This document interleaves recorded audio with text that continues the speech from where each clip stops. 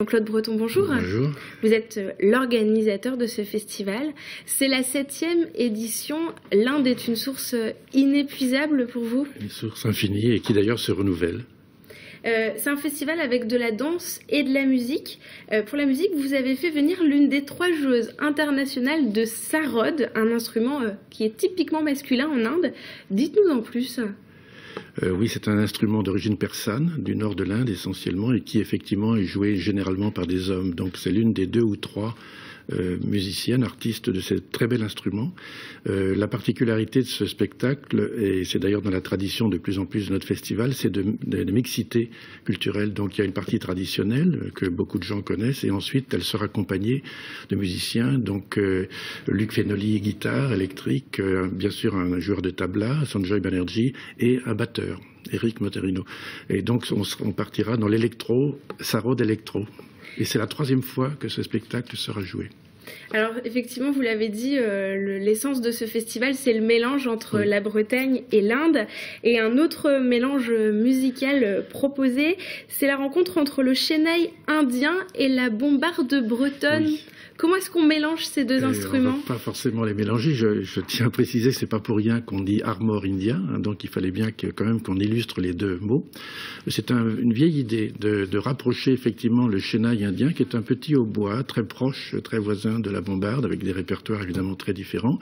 Et donc nous mettrons ensemble un jeune virtuose, très jeune, puisqu'il a que 18 ans, Bashkarnath, qui probablement n'est jamais sorti de l'Inde d'ailleurs, qui est encore à l'école et qui joue du chennai, et il viendra donc pour la première fois en France et en Bretagne, et il sera accompagné, il y aura cette mixité dont on parlait, et ce sera une création absolue, hein, d'Erwan Amon, qui est un des grands joueurs de bombarde et qui n'est pas trop bagade, comme on le dit couramment, et ensuite eux-mêmes seront accompagnés dans cette création par des musiciens assez connus en Bretagne, qui sont soit indiens, soit bretons, mais de toute façon qui ont des répertoires indo-bretons. Alors le mélange se fait dans la musique, mais il se fait aussi dans la danse. Vous avez fait venir une danseuse indienne et elle sera accompagnée par le petit festival de musique en Trégor. On a envie d'en savoir plus. Alors là, on n'est pas indo-breton en termes de répertoire, mais on est indo-breton en termes effectivement de groupe. Donc Gita Sridhar est la danseuse de Bharatanatyam, qui est une des grandes danses classiques de l'Inde. Et donc elle est en train en ce moment donc de créer cette chorégraphie qui sera accompagnée, ce qui est totalement improbable au départ, par de la musique baroque. Et c'est là qu'on fait appel donc à ce groupe de musiciens qui se produit dans le Finistère Nord et dans le Trégor, petit festival de musique du Trégor.